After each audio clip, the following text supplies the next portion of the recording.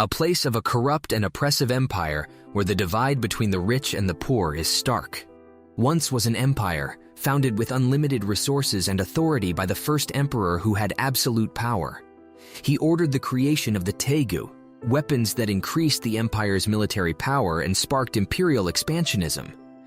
However, a civil war led to the loss of almost half of the Teigu.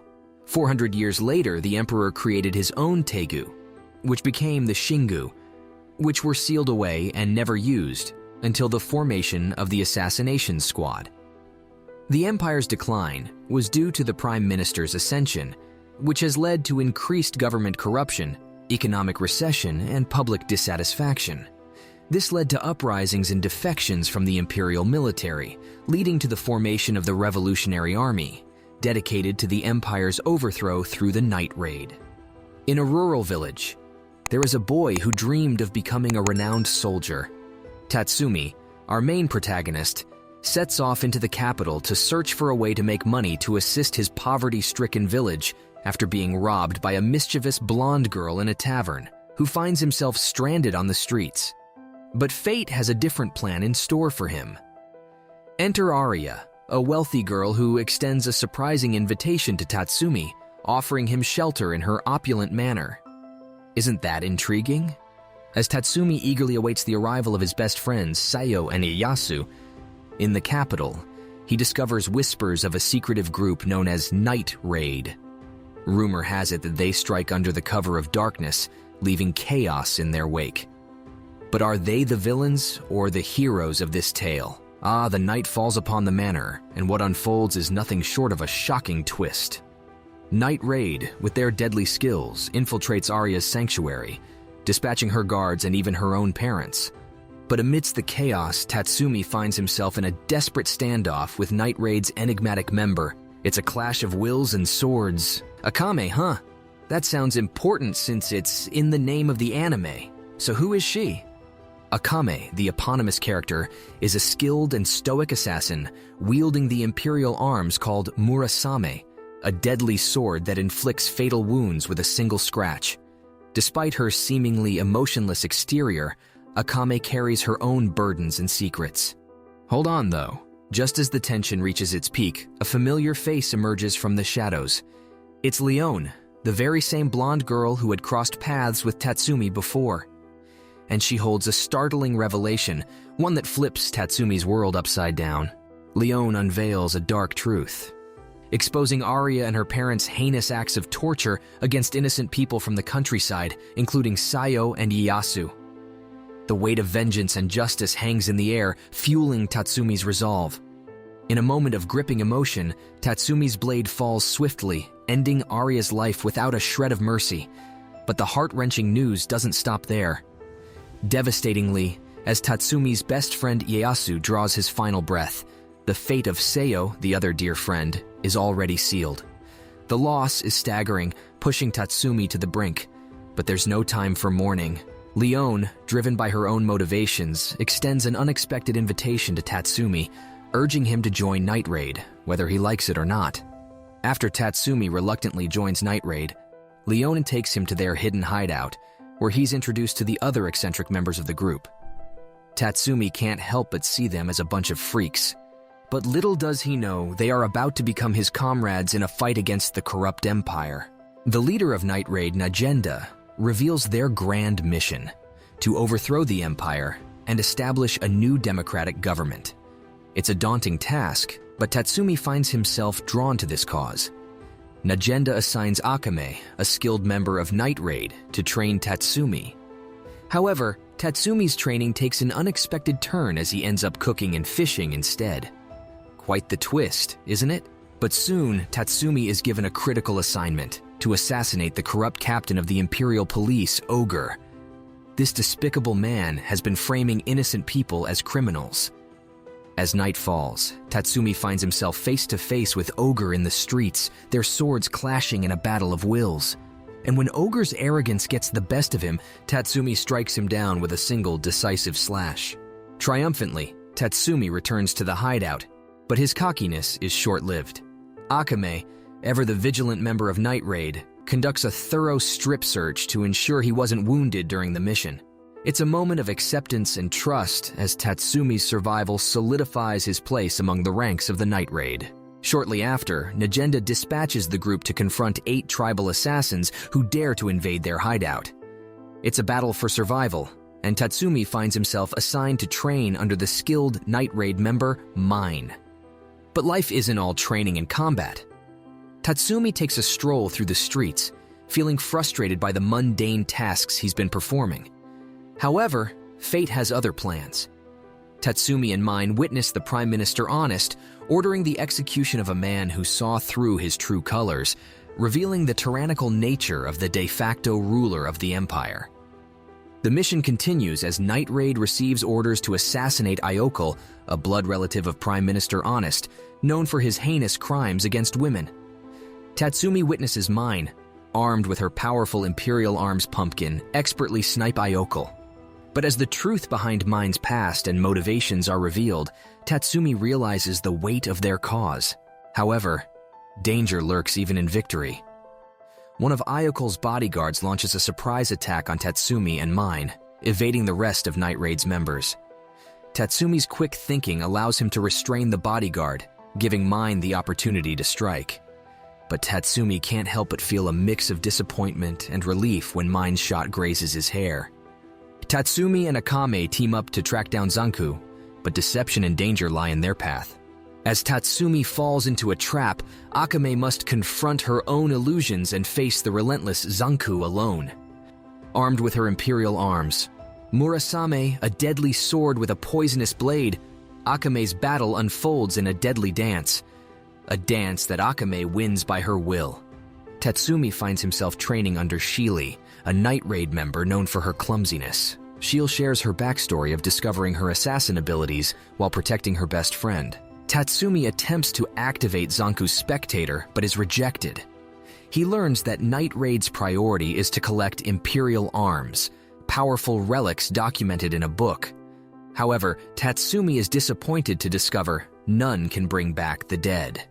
While patrolling the marketplace, Tatsumi gets separated from Leone, but is assisted by Seryu Ubiquitous of the Imperial Police. Seryu harbors a deep grudge against Night Raid for the death of her mentor, Ogre. Fast-forwarding, Leone and Tatsumi infiltrate a temple to eliminate a gang of drug smugglers. Meanwhile, Mine and Shili face a brutal confrontation with Seryu and her regenerating pet, Koro. As the battle unfolds, Shil makes the ultimate sacrifice to save Mine, leaving Night Raid in shock and grief. But that is just the beginning of the troubles. Following that, the Emperor commands General Esdeath to hunt down Night Raid, offering a marriage proposal in return. Esdeath dispatches the elite Imperial Arms users, the 3 beasts, Daidara, Nayao, and Liver, to eliminate Prime Minister Chori and his daughter Spear, political rivals of Honest. The 3 beasts frame Night Raid for the murders. Najenda sends Tatsumi and Bulat aboard a luxurious liner. Niao uses his Imperial Arms Scream, a flute that weakens its victims, but Tatsumi resists its sound. Daidara confronts Tatsumi with his powerful Imperial Arms Belvark, an axe that splits into 2 blades. Bulat steps in, utilizing his Imperial Arms Incursio, a sealed white sword that transforms into armor, to defeat Daidara. Bulat recognizes Liver as a former general of the Imperial Police. Bulat faces Liver, whose Imperial Arms control liquids. As Tatsumi battles Niao's agility, Bulat's Imperial Arms wear out due to Liver's attack. Bulat mortally wounds Liver, but succumbs to his injuries, and we get another tragic death. Tatsumi helplessly mourns his bro's death. Mine's arm is fully recovered, and she witnesses Tatsumi and Lubbock from Night Raid doing push-ups with Akame and Leone on their backs. Najenda appoints Akame as the temporary leader and plans to recruit new members. Now it's decision time.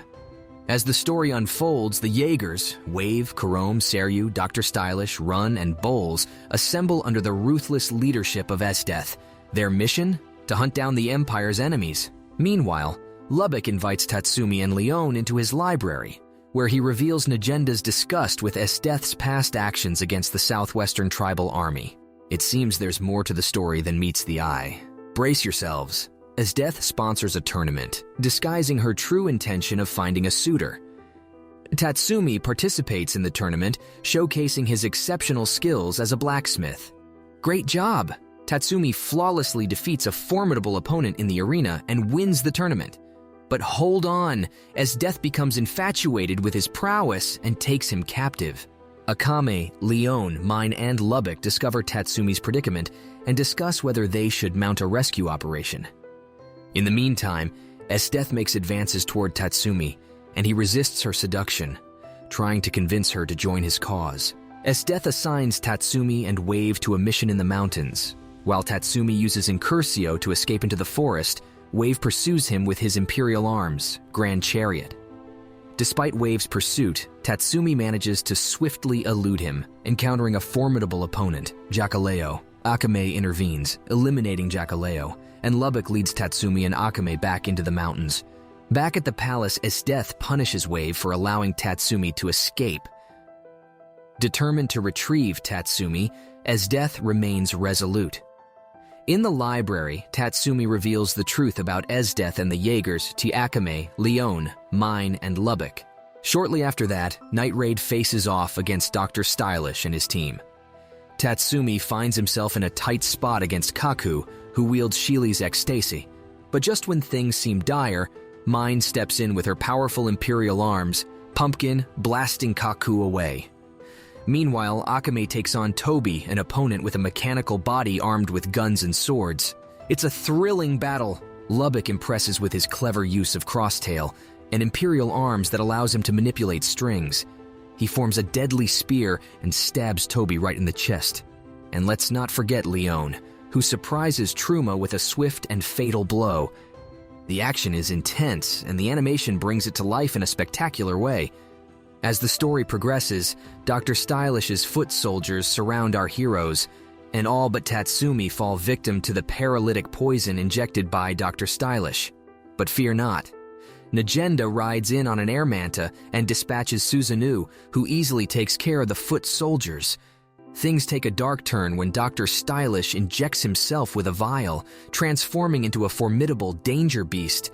But Tatsumi, Akame, and Mine work together to kill Dr. Stylish's human body inside the danger beast.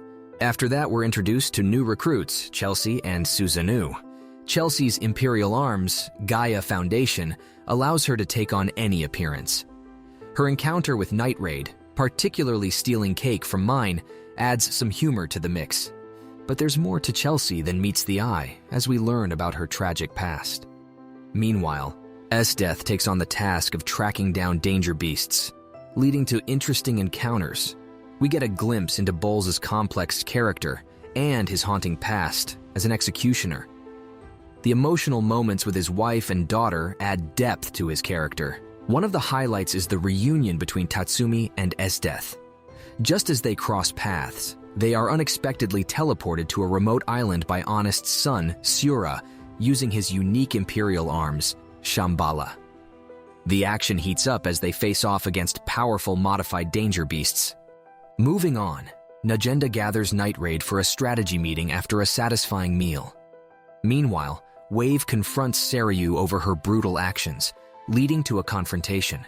Najenda reveals their next mission, to launch attacks against the Empire during an uprising caused by the Path of Peace organization. Night Raid is assigned to assassinate Bollock, the assistant to the leader of Path of Peace, while acting as agents under Honest. Bollock has been drugging members of Path of Peace, turning them into slaves. But before the mission, our heroes take some well-deserved time at the beach, enjoying themselves. The Jaegers split into two teams with Death, Saryu, and Rune heading east, while Wave, Karome, and Bowles head south. In the southern canyon, Night Raid faces off against Wave, Karome, and Bowles, and the battle begins. We witness the power of Karome's imperial arms, Yatsufusa, as her puppets emerge and chaos ensues. Susanoo fights Death Tagul, Mine pursues Doya, and Tatsumi faces off against Ape Man and Henter. The action is fast-paced and exhilarating. Leon and Najenda take on Rokugu, but things take a dark turn when Leon loses her left arm. Akame's battle against Wall and Bowles showcases her determination and conviction. The emotional depth of the character shines through, particularly when Akame shares her reasons for joining Night Raid with Bowles. The battles intensify, and Night Raid's members face grave challenges. Mine is swallowed by Kaiser Frog, but manages to escape. Susanoo unveils his armored form, acquired from Nagenda's life force, to defeat Death Tagul. Leone and Akame team up to take down Wall, while Bowles unleashes his powerful flamethrower, Rubicanti. After a massive explosion, Akame and Leone miraculously survive, defying all odds. Meanwhile, Bowles encounters a seemingly innocent girl crying in the woods. Little does he know, it's Chelsea in disguise. With a poisoned needle concealed, Chelsea executes a swift and deadly strike, piercing Bowles' nape. Chelsea's past is revealed as an apprentice to a corrupt viceroy, and she takes matters into her own hands, eliminating him and acquiring the Gaia Foundation.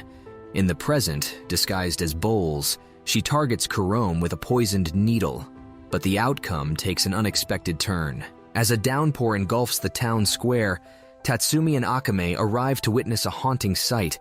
Chelsea's severed head, placed atop a pole, serves as a grim reminder of the brutality of their world. Night Raid, hurt but not broken, plans to infiltrate the palace during the Path of Peace Anniversary Festival. Susanoo cooks their favorite meals to boost morale before the mission. But things take a dangerous turn when Seiryu spots Tatsumi and Mine during their diversion, leading to a fierce battle. Seiryu launches a barrage of missiles at Tatsumi and Mine, while Suzuka joins the fray. Tatsumi faces off against Suzuka, showcasing his strength and determination, while Mine takes on Seiryu and Koro. Mine's increased power proves devastating, but she sustains severe injuries in the process. As the battle escalates, Mine musters her strength and uses her Imperial Arms Pumpkin to defeat Seiryu and Koro. However, Seiryu activates a suicide bomb implanted in her head. Tatsumi saves Mine from the blast, but the sacrifice is great, resulting in the deaths of Seiryu and Koro. Wave and Run face concerns when Kurome collapses, adding to the tension. Tatsumi and Lubbock meet up with a palace maid who is part of the resistance.